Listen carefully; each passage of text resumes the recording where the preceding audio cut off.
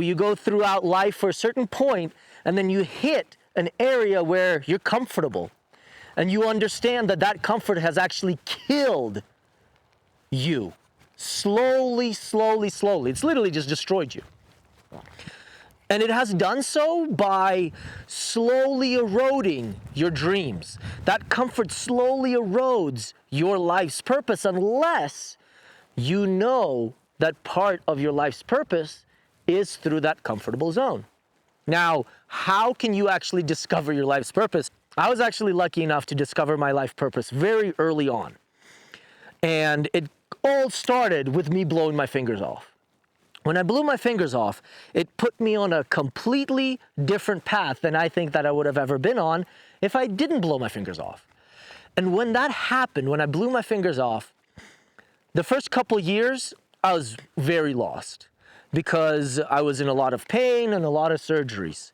The next few years, as I grew into my teenage years, I became even more lost. However, at some point, I was surrounded by really good people and really good mentors. And one of those mentors said that the only way that you can truly discover yourself is to quiet the mind and to quiet the body, to really listen to what's coming in from the inside. And there's very few ways to actually do that. The first way is very, very simple because it's a process. You do the thing and potentially you get the result.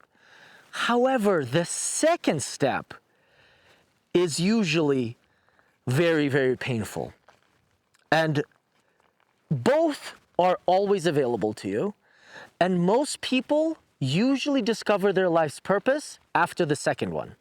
They have to go through something extremely painful in order to realize that what they have had in the past, what they have created so far, really does not work for them, does not serve them, and it is not what their soul's purpose is on this plane of existence. Right? They have to go through a traumatic stress experience, a divorce, some kind of a massive loss, whether that be for themselves, emotionally, physically, psychologically, whatever that is. And then they take enough time to themselves to focus on what they truly want to create and why they were put on this plane of existence. And there's the first way, and it's so simple, and that's why most people don't do it. It's to find a quiet place and sit still until your mind fades, until your body disappears, and they all integrate. Your mind, your body, and your soul integrates. And then you will hear your life's purpose coming from the inside. I know it sounds like woo-woo. I know. And I would have thought the same thing. And as a matter of fact, I thought the same thing. When I was a teenager, I thought the same thing. When I was a young adult, very, very young, just turned 18, I was like, man, all of this is woo-woo. But I also remember experiencing moments of complete peace and complete clarity during the most pain I've ever experienced. There's bliss in acceptance and feeling the pain fully. When you can feel the pain fully, you can 100% get to the other side. Because it's such a weird thing that happens when you feel something fully and completely, it disappears. It literally goes away because you have now made it a part of yourself. It's not out there somewhere.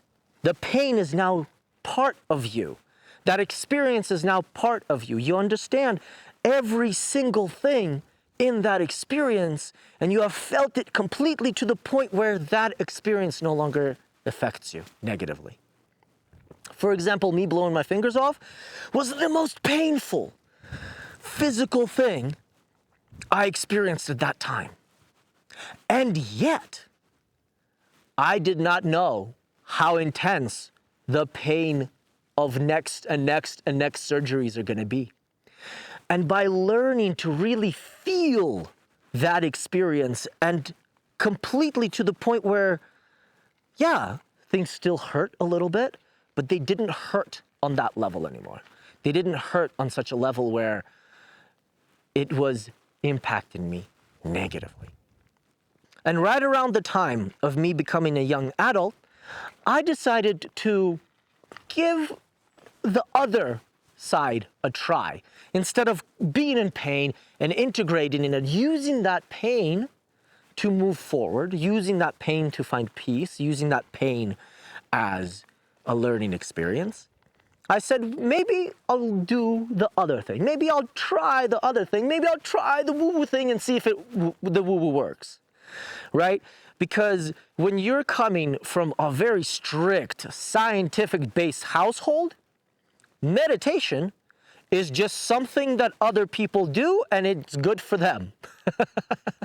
But that doesn't mean it's going to work for you. And that's how I was trained before. So I had to retrain myself. And part of retraining is to literally just be a little bit tiny bit open. Open not to the point where you start accepting everything and every idea, but enough to where you are skeptical. You're wondering if everything that you have been doing so far is actually the right thing to do. And if it's not, then hey, I always say, just try something on. Just give it a shot, right? Experience it yourself before you really put judgment on it. And I remember for the first year of meditating, and I did meditation everywhere, there really wasn't a real breakthrough. Yes, at some point after a few months of my meditation practice, yes, I got a little bit deeper and a little bit more connected, but no real tangible results. It's not like I, boom, discovered my life's purpose or easily had everything just come to me. That's definitely not what happened. And it took me really sitting quietly by myself, connected to nature for more than a week without any distraction, any interaction with other people. As a matter of fact, what I did is that I took my butt and I took it to the desert. I went to the Joshua Tree National Park and I went into the backcountry and I brought enough food and water to survive for a week. And I left all of the electronic devices and everything else that could interfere with my silence, with me being there by myself, being quiet. I left it. I left it in my vehicle. And it was one of the best things, but one of the most incredible experiences. The first couple days were really tough, because all of the past things that I thought I've dealt with came up very big, came up very hard. But then something happened around day 4. There literally was a shift. It was like something opened up. It truly was like the walls opened, like the door opened. And as silly as this sounds, I heard a voice. And at that point, I understood that everything that I've experienced so far, all of the pain, all of the hurt, all of the big challenges was actually part of my life's journey. And I can use that to help other people. I can use that to spread joy. I can use that to spread peace. But first, I had to learn how to become peaceful myself. So what happened is that I realized that in that moment, even though I had the knowledge of what to do, I wasn't doing it. Even though I had the information of what to do, I wasn't doing it. So I didn't have the knowledge, I didn't have the experience. So over the course of the next 10 years, I continuously practiced on actively using the tools and making sure that they become part of me. Making sure that they become part of me on such a point that no matter what happens, there's deep-seated inner peace that I can instantly tap into. And I discovered my life's purpose sitting on that rock. I'm here to help people transform. I'm here to help everybody, such as yourself, realize that no matter what is going on, no matter how bad things get, there's always deep, internal, inner peace in here. It is so powerful and so available to every one of us at every single moment that it's almost scary. Because no matter what is happening out here, we can always be the center of the storm in here. And that is why peaceful is so close to my heart. That is why being peaceful, living a peaceful life, and really spreading this beautiful message is my life's purpose.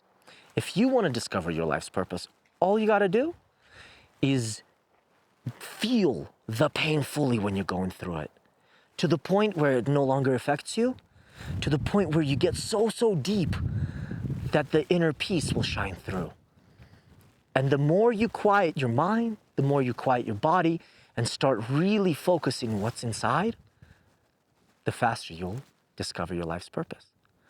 Or if you don't have such a painful catalyst, or if your life is absolutely perfect, and it's perfect to the point of that comfort being too much, then you can use that comfort to, again, find a quiet place. Sit down, quiet your mind, still your body, right? Stop moving. And at some point, and it might happen instantly, or it might take you 10, 15, 20 years, but then you will discover your life's purpose. And then you will do what you are meant to do on this planet, on this plane of existence. And that is the coolest thing you can possibly achieve here. Because when you discover your life's purpose, no matter what happens out here, no matter how painful it gets, you have peace in here. You have peace. And that's what I wish for you and everybody that you know. Thank you for watching. This is Nikita. I'll see you in the next one. Let's get it. Let's go.